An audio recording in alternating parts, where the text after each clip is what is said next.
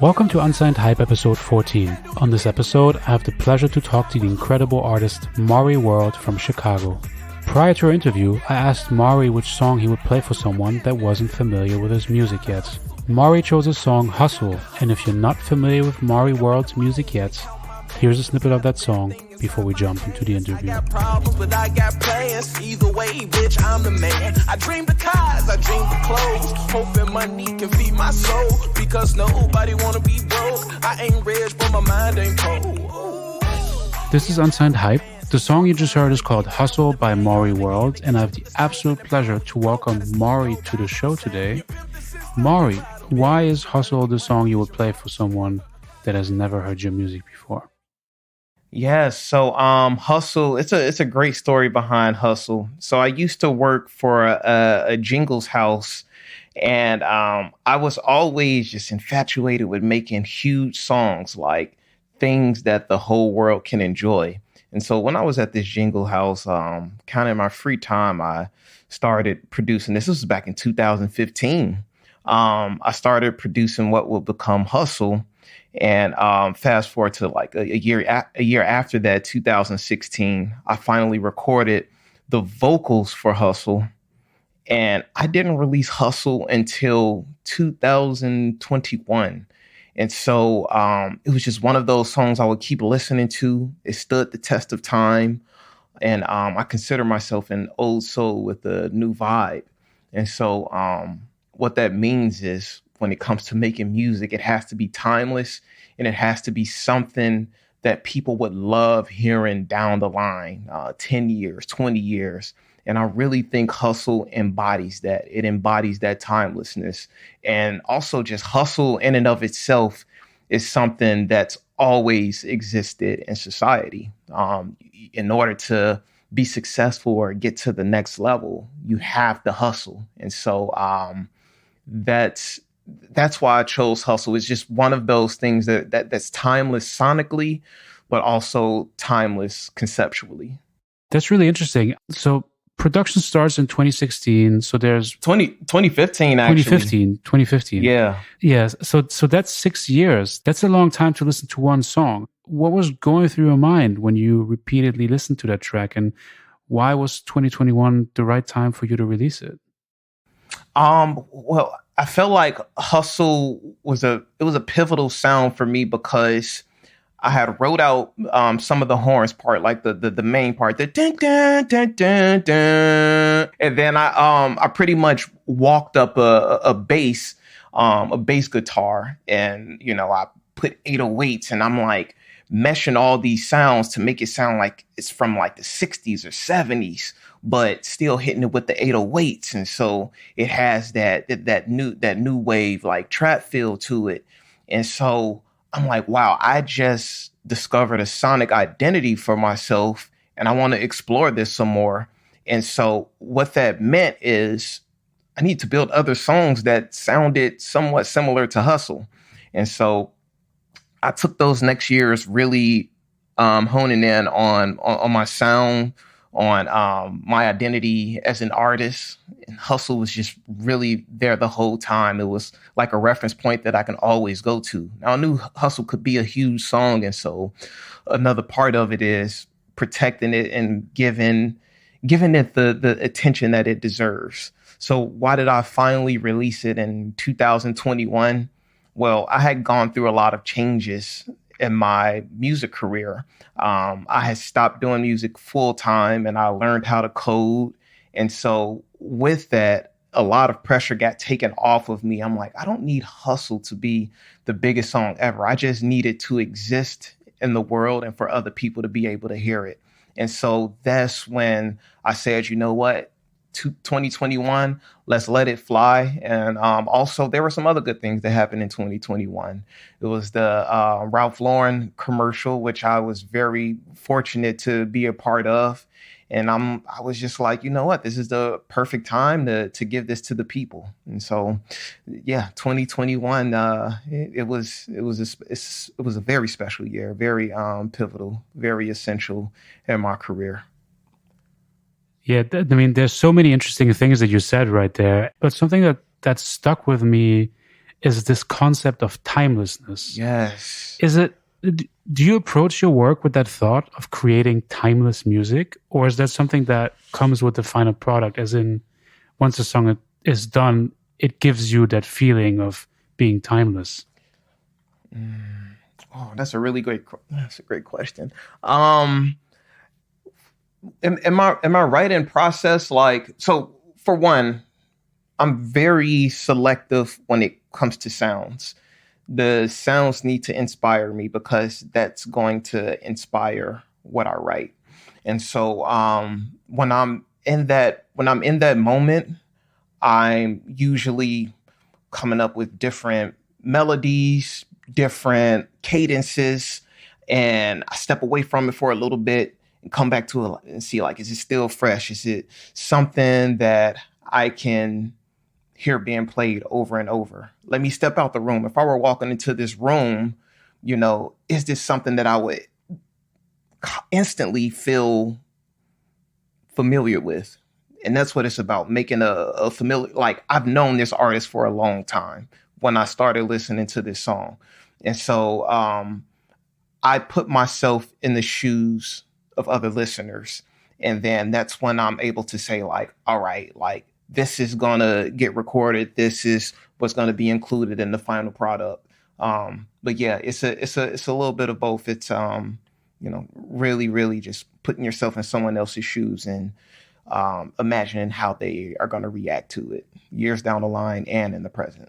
You were mentioning that you found the sound for yourself. Hustle was such an impactful sound. It has such an incredible feeling and energy to it. But when I listen to a track like Forsaken, for example, that you've put out, that's a different vibe. You're giving to the people, much more introspective, much more vulnerable. So you kind of juxtapose these two songs, and you have these, you have these massive, powerful horns on the one track, and those really chill acoustic guitar strings on the other. And obviously the content of the songs are just different. Yeah. I feel like as an artist, creative freedom is everything to me. And while I do love creative constraints for, the purpose of getting something done and being resourceful, working with what you have, there's something to be said about creative freedom and the different ways in which you can express yourself. As an artist, you're a human. And as a human, you have a range of complex emotions. And so one day you're going to be feeling like hustle.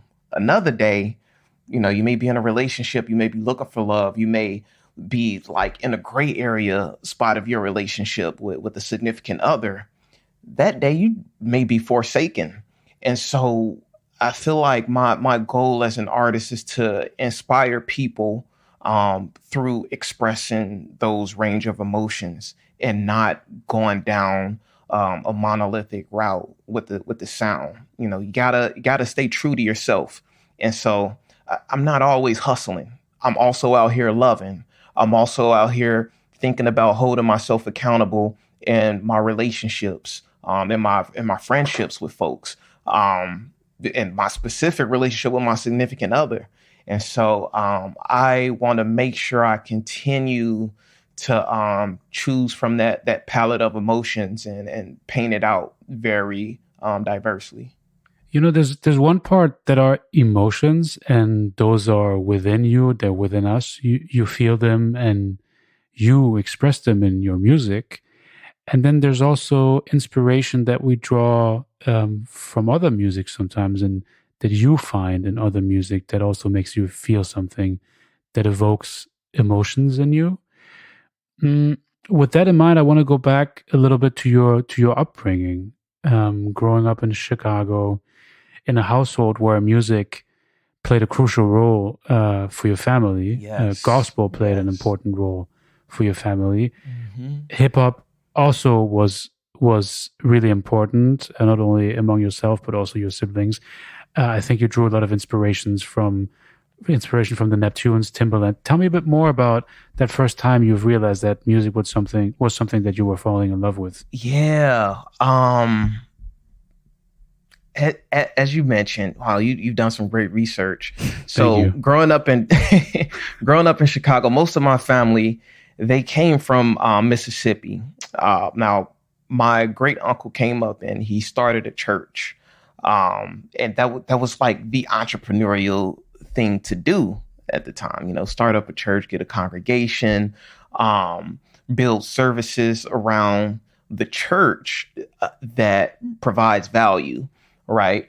And so my uncle, my great uncle, he organized the choir, and so everyone in my family was a musician. Someone played organ. Well, we had a few people playing organ / piano. We had folks playing drums. We had everyone singing in the choir, soprano, tenor, alto. And so it's just always been part of my family's DNA. And I mean, my uncle, he even like made a gospel album when it was tough to make albums. This was back in the 70s. And so it's just always been part of my family. And so, you know, when I came into the picture, I was always attracted to the drums, to the percussion. I think I just love the idea of just banging on things. And so my uncle / my godfather, he was the drum player for the family. And then my cousin TJ, he became like the main drum player for the family. And I was always like third or fourth in line to play the drums. And so a lot of times I was just on the sideline, taking in the music, taking on everything, the organ, just the atmosphere. And, you know, even like seeing the preacher preach, you know, when they get to a certain part of the sermon, they, you know, go into a melodic type of preaching style where the organ is the organ is conversing with the preacher. And so everything about it was just musical, powerful, impactful. And I think I looked for that call and response, the melodic stuff, the percussiveness. I looked for that in a lot of the music coming up in the Timbaland and Pharrell's music, the Neptune's music. And I felt like they were embracing some of those same elements that I was getting while I was in church. Do you remember the first time you recorded a song and thought, wow, I need to do this for real and build a career out of this? Ooh, I think the first thing I recorded, this is a funny story.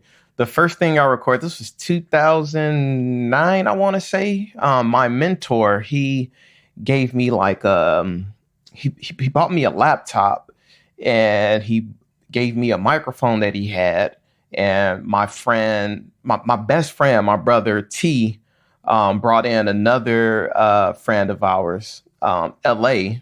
He was a producer, and we just set up shop in my basement, in my childhood home. And we would put up we put the mic into the bathroom of the basement because it had the best acoustics. And that's where I recorded my first song. And I think it was I want to say the instrumental I recorded to was like Rick Ross's Maybach Music. I don't know. It was something like that. He picks great beats though, so yeah, good choice. So yeah, that was my first time recording, and it like sucked, and I just had to keep going at it. And like I think when we got our first track down, it was a cover. It was a sample version of Ooh La La La, the Fuji La. That's what it was. And so yeah, that was my like first official verse that actually got published out into to the world, and that was in 2009. So yep, from then on, I knew it was on. How long did that take until you were like, I can actually share this with people? This is enjoyable to listen to. Whew. How long did it take for that particular song?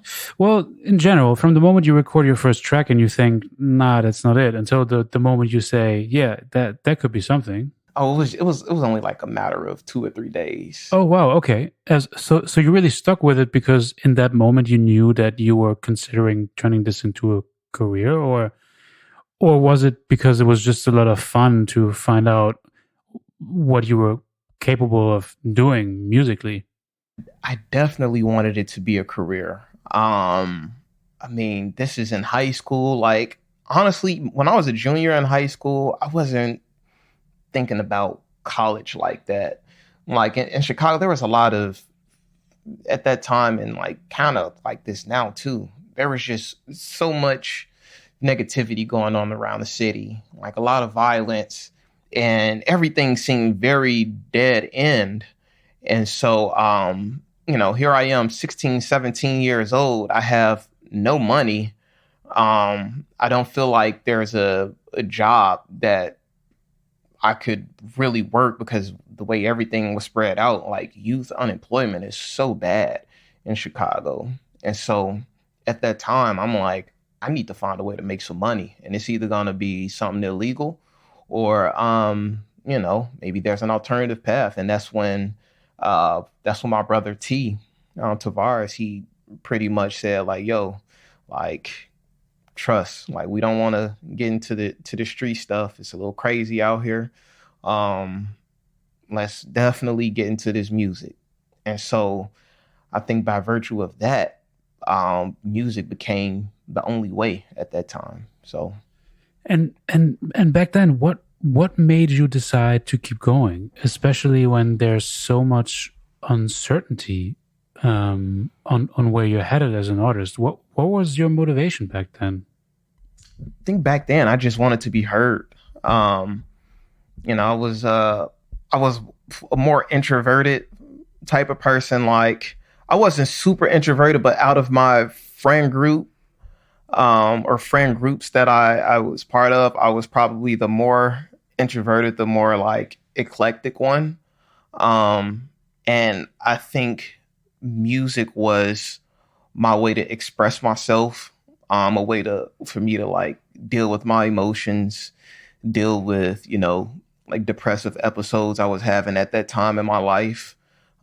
With also trying to find love. I just felt like music became a new way for me to emote. And so I couldn't stop. It was like my therapy. It was my safe space. It was my sanctuary. And it was somewhere where I could continue to improve and I could continue to share with others. And it made me feel seen. It made me feel heard. And that's why I kept going.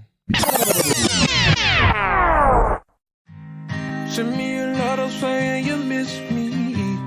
Threw it away because it ripped me off.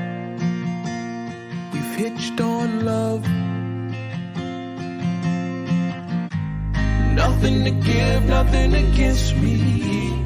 There's no reward unless it's risk involved. A little luck. And now we're at the end of a road. And one cold night can darken the decision like I never seen it before.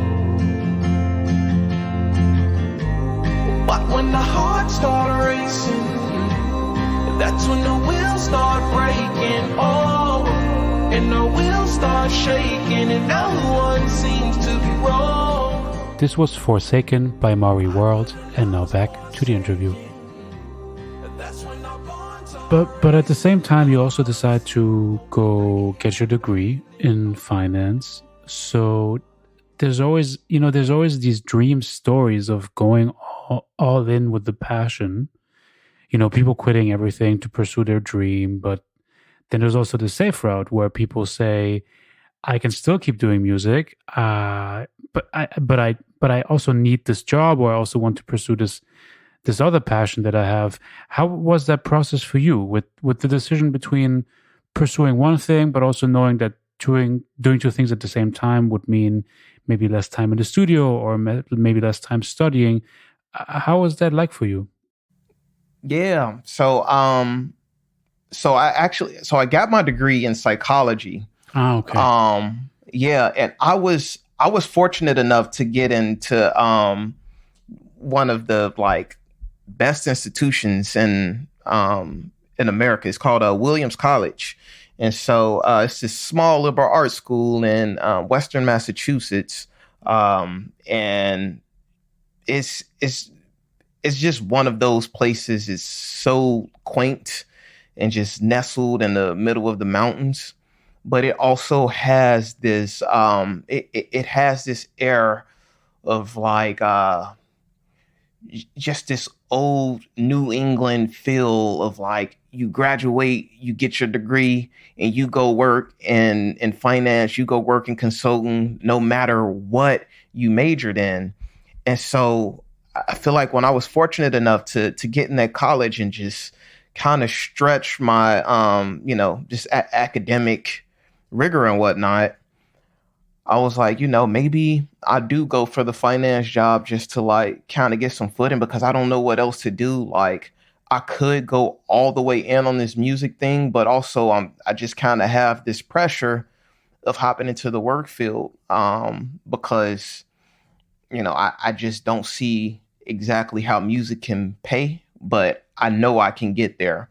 And I will say that one thing that really pushed me and gave me hope was my internship that I had with the Lodge Music.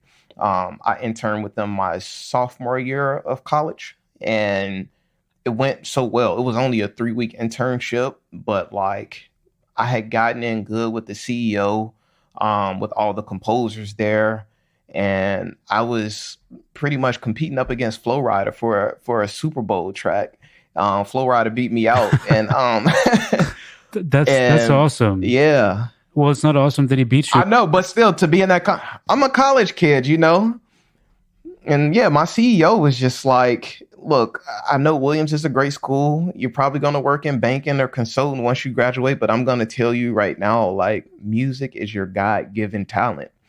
And so that's something that stuck with me. And so when I went to go work at the bank, and this was probably like 4 years later at this point, when I went to go work at the bank, I got a message from that same CEO that said, "Hey, we have a staff composer position open. We didn't forget about, just the amazing work you did while you interned here.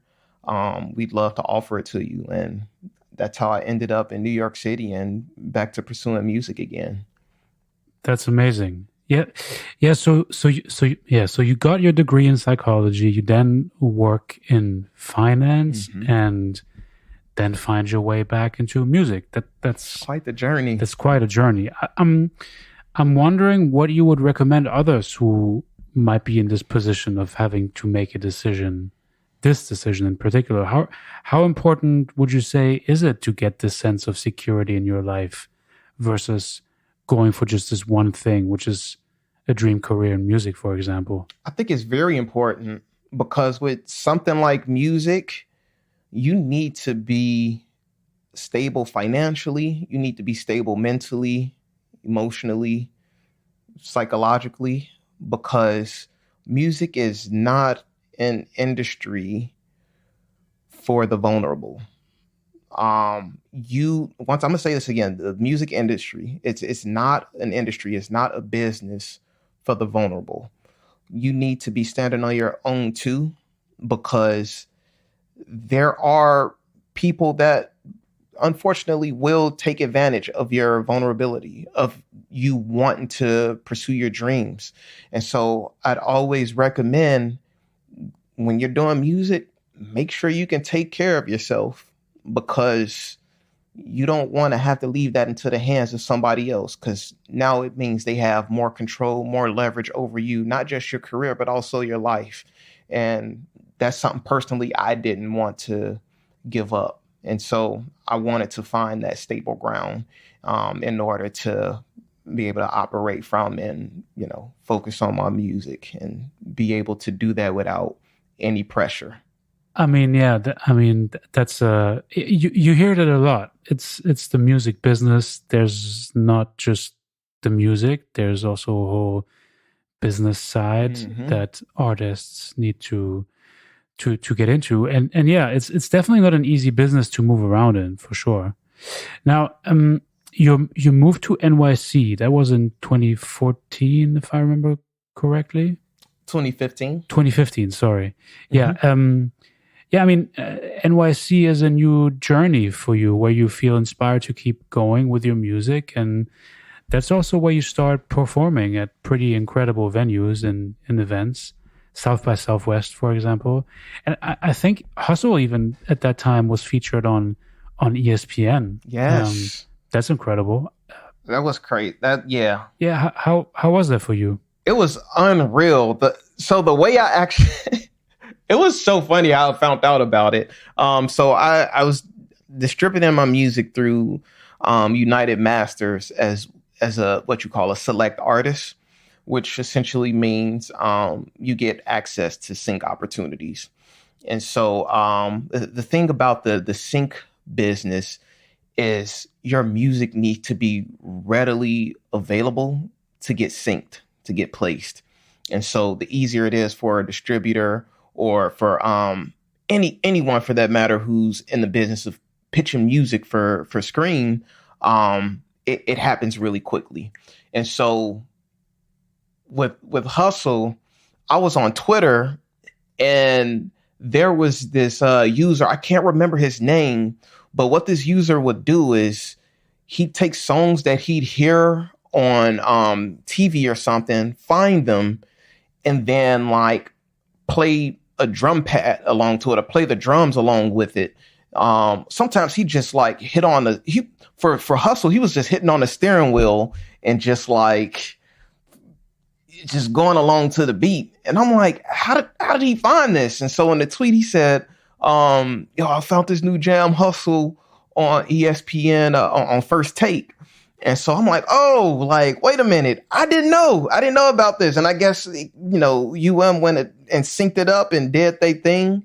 And so next thing you know, me and my homie / manager, Justin, we're like scouring the internet and like TV to see where Hustle was played.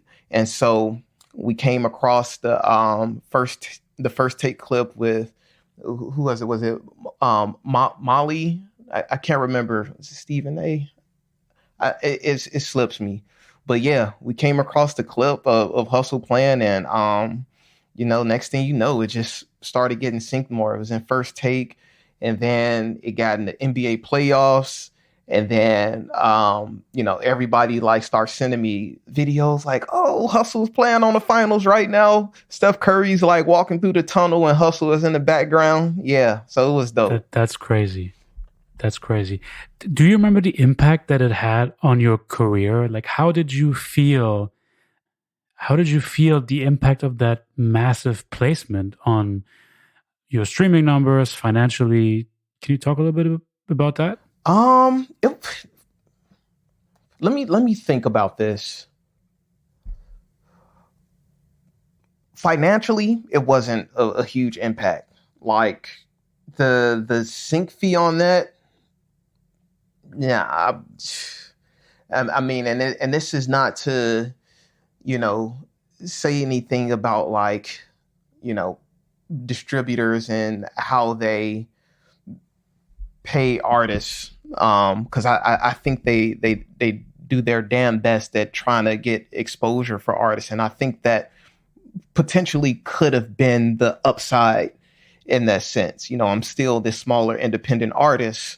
I'm not demanding a crazy fee right now, So I would say it had more of an impact on my perceived intrinsic value of my music, to know that something that I worked on in 2015, 2016 is getting synced to screen in 2021. I'm like, yo, this is dope and this is timeless. This can get synced in 2030 and I can receive 100 times more than what I'm receiving, 1,000 times more than what I'm receiving. This song is just gonna accrue value over time, because I knew in my mind already that this is gonna be a song that stood the test of time. And so I think that placement really, really solidified that for me. Is that success to you? Is that something that you look at and you think, I'm successful in music? Are these the moments that define that, or how would you define success for yourself in your career? When do you feel successful as a musician? That is a great question. And it's a tough one to answer, because I'm not only just a musician, but I'm also a software engineer.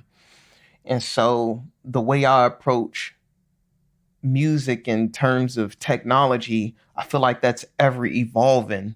And so how I succeed in music could in fact be tied to how I succeed like at the intersection of it with technology.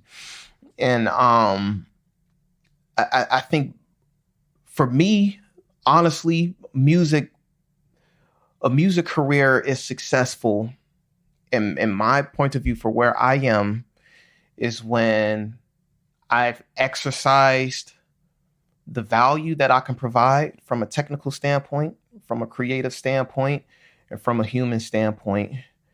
And for all those things to materialize into something that can provide generational wealth for my family.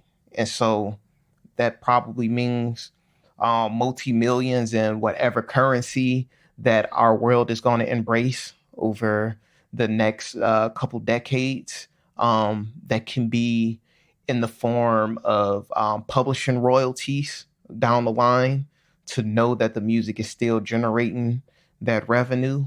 That's when I think is successful. And I honestly would say like my music career is pretty successful right now in that, because I feel like day to day I can inspire people from a human point of view. I still have the ability to create, and I have a stable foundation. And I forget what was the other point. It was the creative standpoint. It was the humanistic standpoint, and also from the technical standpoint. I'm able to distill all of these concepts about music and how to take things further and how to give to others through technology, how to build values for others, help others build value. And so, I would say my music career has opened those doors for me. And for me, that's successful.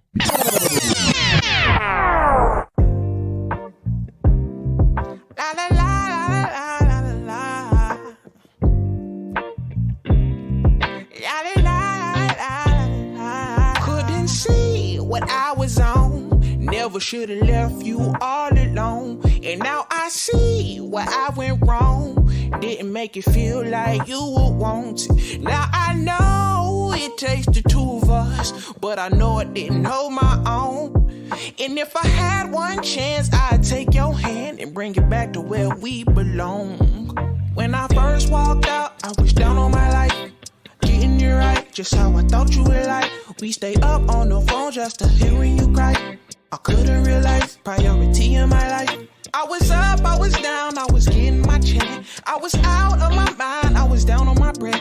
That don't give me a reason, don't give me no flex. And later's never better, but when I'm in this forever. And later's never better, but when I'm in this forever.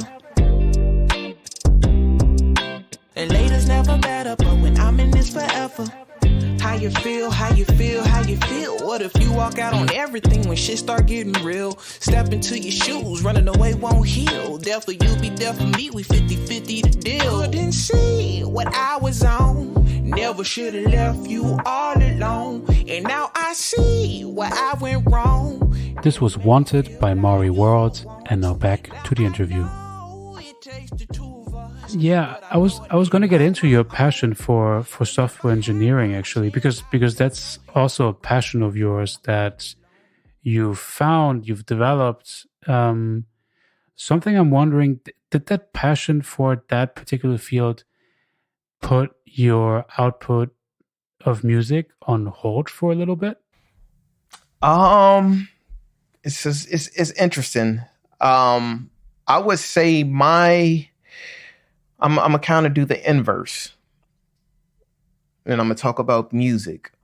My strong love for music, but also my frustration with how difficult and how unpredictable it was to make it as a musician, that turned me into code.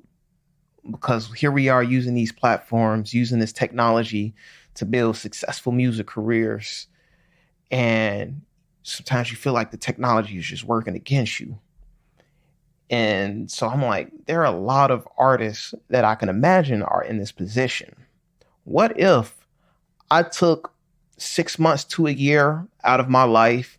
You know, music is timeless. Music has decades on it. What if I just took 6 months to a year out of that and learned the skills that can build platforms, that I could teach to others, that I could utilize and bring back into music and have more longevity with it because I love music so much.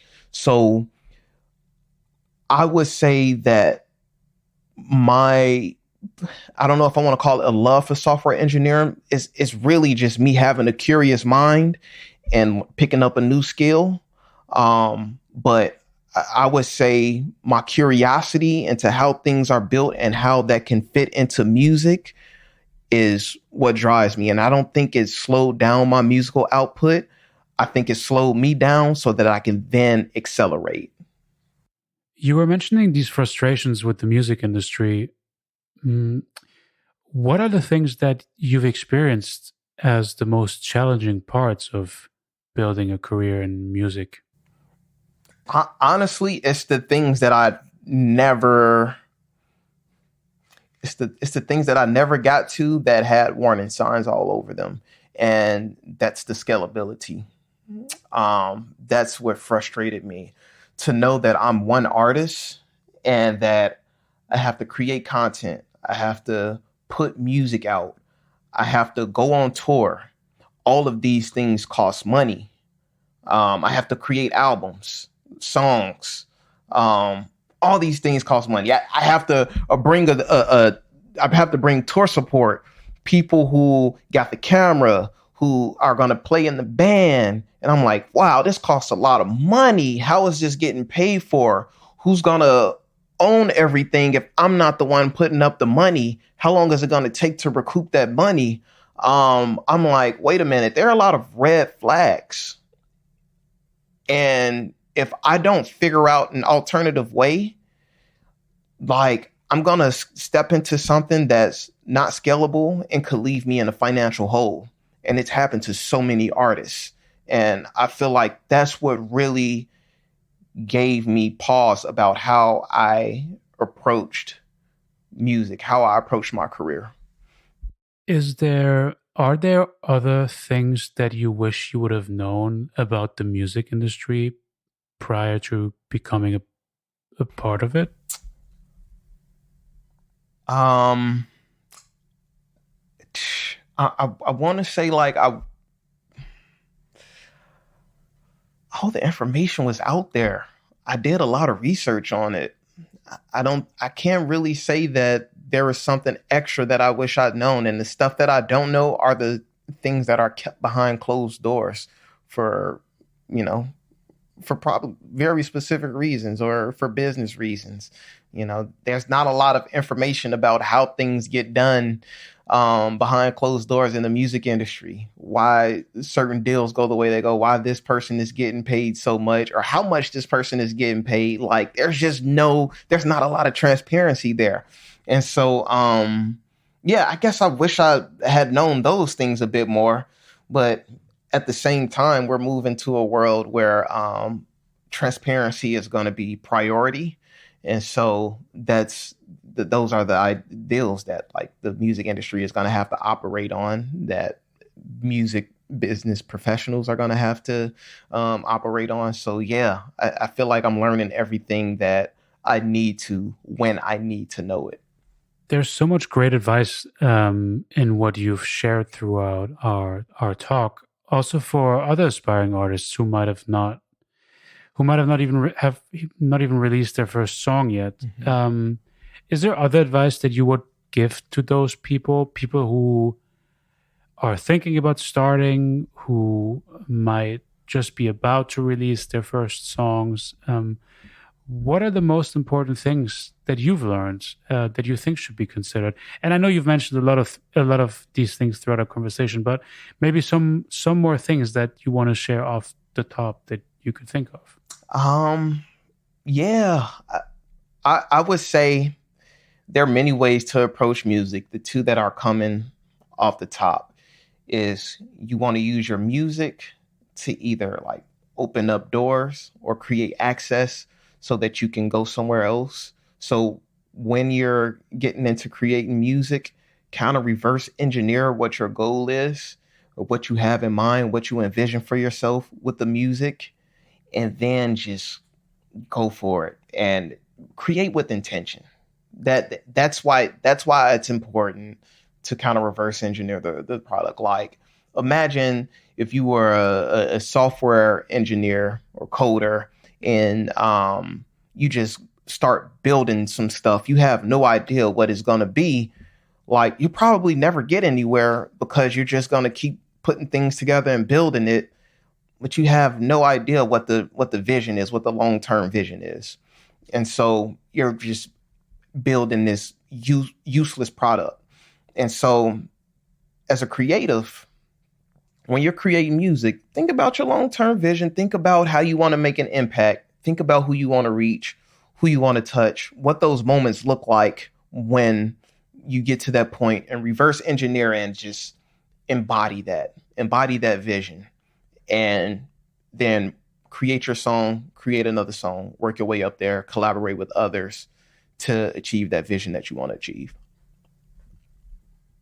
And of course, the other way is to just do it for fun, just because it's a release, you want to emote. That's the other one. Yeah, for sure. Absolutely. Thank you so much for sharing that. And have you come across other aspiring artists that you feel like deserve more attention? Like, who are your unsigned hypes? Who are the people that you believe deserve to be heard by the world and are maybe still flying under the radar too much? Yeah, most definitely. So first and foremost, I want to put on Stokely, Life of Stokely. I'll definitely want to check him out. He's a really dope artist. He like does everything by himself with his family, and he has some dope collaborators, some dope producers. But this is actually his sweater, Such Is Life, for one of his projects. I'll just kind of give him a shout. But what I love so much about Stokely is he's really, really doing this for the love. He's just been on his grind. He's been hustling. He gets his family involved with it. And yo, he's building a dynasty. And I think, just turning focus to people who are family oriented, to artists who are family oriented, is something that I truly admire. And so for that reason, I definitely want to shout out Life of Stokely. Another artist you all should definitely check out is I Am Pat Jr. He's a really, really dope artist. He makes some crazy visuals, more like one-shot visuals that just hit it on the spot. But one thing that he really has, he has a lyrical touch. Like he's in his bag lyrically. I mean, he breaks down his lyrics. He's just very talented. And other than that, he's a really genuine guy. He's a dope human. He's always been open and vulnerable about his process. And I think the world needs to hear more about Pat Jr. So yeah, I definitely say check them out. Yeah. That's amazing. Life of Stokely and Pat Jr. Yeah. There's a playlist with this podcast where I will add music of those two artists, of course, as well as some of your songs. Thanks so much for mentioning them. I'll definitely link all their info in the show notes as well.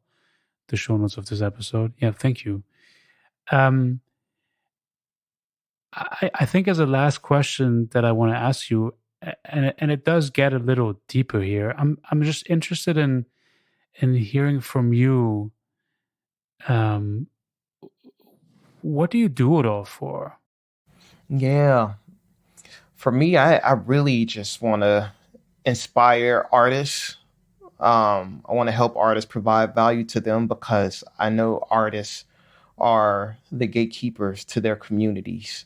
They're who they can reach down into, the nooks that are hard to reach, and they can inspire others. So if you give them the tools and you give them the inspiration to do what they do best, I think it has a net positive impact on society, because, like I say, they have their micro communities. And so when you enable them, you can enable a lot of greatness in terms of just like innovation, inspiring people to go out and pursue their dreams. And I think that really starts with investing in the artists. And that's what I want to do. I want to invest in artists, whether that's through giving them technology tools, through helping them make amazing music, being a contributor, producer, songwriter, a collaborator. But I think all in all, I'm an artist for artists, for people. What goes around comes around twice over. What don't kill you will make you stronger. Pray for the weak, for they pray on the weak now. Barrel to your beak, life is a revolver. Be my witness, 20/20 vision, 40/40 listening, 60/60 calling, 50/50 chance I'm the next nigga ballin'. Keep the money in between. This was Unsigned Hype episode 14 with Maury World. The track you're hearing right now is Maury's newest single, Higher. You will find the song in the Unsigned Hype podcast playlist, along with all of the songs discussed in this episode. Make sure to support Maury World by checking out his music and following him on social media. And for your weekly Unsigned Hype, make sure to also follow us on Spotify and Instagram. All the links are in the show notes below.